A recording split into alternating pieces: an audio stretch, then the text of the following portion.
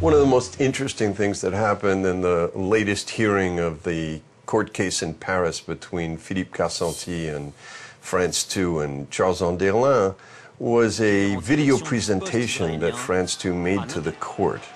Now, you have to understand, this is a trial in which France 2 and their star Middle East correspondent, Charles Anderlin, have taken Philippe Casualties to court for defamation for having run an article in which he said that the story that they ran about Mohammed Adoura had been staged by their cameramen and that they had violated all kinds of journalistic principles by running staged footage and presenting it as real.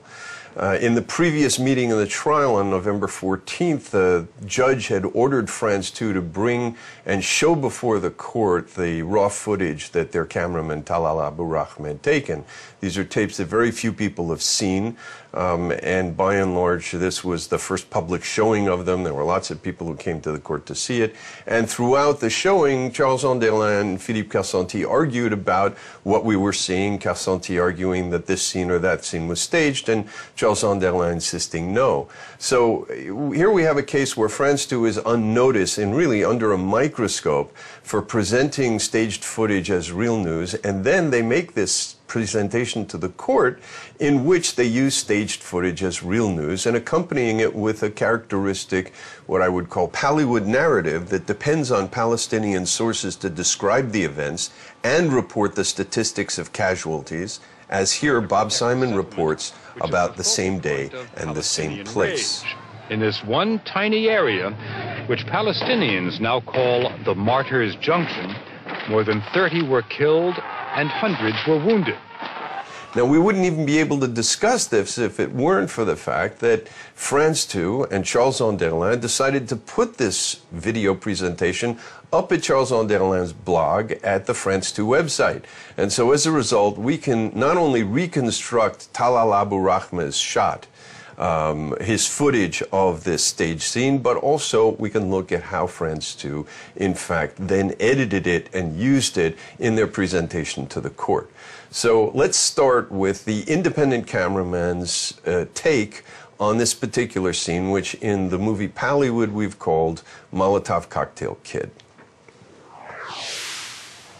The key figure in the sequence is the adolescent in the background with the black shirt, the blue jeans, and the bottle in his hand. He's running along the road away from the Israeli position. As he goes, note two things. One, he seems to have some red on his forehead, could be an injury. But B, ask yourself if he looks like he's injured as he runs. He hands off the bottle, and he runs into a crowd where all of a sudden, he becomes a casualty of war. Calling for the ambulance, the cameras come. Note he sits high, even though he has a head injury. And here's Talal Abu Rahma in to take the shot. Note also that they take him on the Israeli side of the ambulance.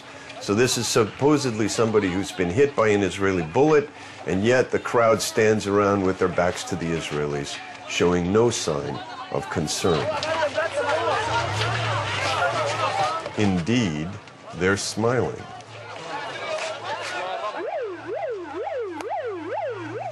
Now let's take a look at what we can reconstruct of Talal Abu Rahma's rushes of this incident. We've seen him photographing it from the other cameraman's point of view, and now we'll see what he photographed. And this we've done by putting together two scenes that appear in France 2's demonstration video. The young man in the black shirt and the blue jeans that we followed in the previous footage is in this sequence behind the no U-turn sign in the middle of the screen. Watch as he emerges. There he is. At this point, he's entering the crowd that's going to pick him up. There's the man in the red shirt. Now we have a casualty. This is the sequence that we saw Talal shooting in the previous footage, and we have additional ambulance evacuation scenes. Now, what's interesting about this is, first of all, the other cameraman is, I would say, a clearly superior cameraman, at least in this sequence. His footage is in focus. He gives us a sustained view of the scene, which in fact permits us to identify it as a fake. So in a sense, you could say he's a cameraman of Pallywood, whereas Talal is a Pallywood cameraman. Talal comes in, it's all cinéma vérité, it's out of focus, shaking thing, short scenes. You can't really tell anything from it except that there's action. And in fact, you have an ambulance evacuation scene which, if we didn't have the other footage, would be difficult to realize was in fact staged. Now, let's look at what France 2 has done with this footage. And mind you, they're aware of the other footage because they've used material from that footage in the rest of their presentation. Okay, so here is France 2's presentation of this tape. Nous sommes le 30 septembre 2000, au carrefour de Netzarim, à proximité d'une implantation israélienne dans la bande de Gaza. 48 heures après la visite d'Ariel Sharon, alors chef de l'opposition sur l'esplanade des mosquées à Jérusalem, et 24 heures après un accrochage de la police israélienne avec des Palestiniens, toujours sur l'esplanade des mosquées. Bilan de l'accrochage, 7 morts et plusieurs centaines de blessés. Ici, à Netzarim, des petits groupes de jeunes Palestiniens se rassemblent à proximité d'un poste militaire israélien. Des ambulances palestiniennes tournent, prêtes à intervenir. Du côté israélien, on riposte par des tirs de balles en métal caoutchouté. What does this all tell us? What can we learn from this? In fact, it answers one of the questions that puzzled the judge in the case. She was ready to follow Philippe Carcenti when he showed in a couple of clearly documented cases that, in fact, France 2 had run as news staged footage. But she had trouble imagining how pervasive this might be. At one point, she turned to Carcenti and said, "So AP is also sold out?"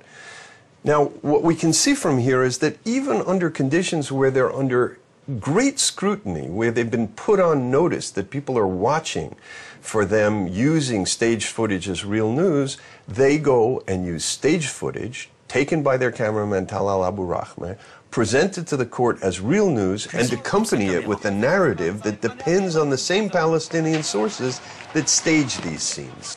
So what it does tell us is that this goes deep. This is deeply embedded behavior. It's not going to change overnight. Even under scrutiny, it doesn't change. But it tells us something else, and this is the most troubling part. We can't know how pervasive Pallywood is. We've only begun to look for it. Now, as we begin to look, maybe we'll have a sense of what percentage of the footage that we see on TV as news is, in fact, not just Pallywood staged footage, but also Pallywood claims to casualty figures. More than 30 were killed and hundreds were wounded. And then that brings us to the larger and most serious problem with Pallywood. And that is, if the media are the eyes and ears of civil society, if they would permit a free citizen to inform himself about the world and make decisions about leaders who will have an impact on events around the world, then they have to see with as clear eyes as possible. If our media are presenting us a radically distorted image of what's going on in the Middle East, we may make decisions that, rather than solve the problem, make it even worse. We have a right to demand that our news media pay attention to these problems, correct them whenever they can, and give us as accurate an image of what's going on in the Middle East as they possibly can. And in order to do that, they're going to have to be more awake than Charles Anderlin and France 2. This is Richard Landis from The Second Draft.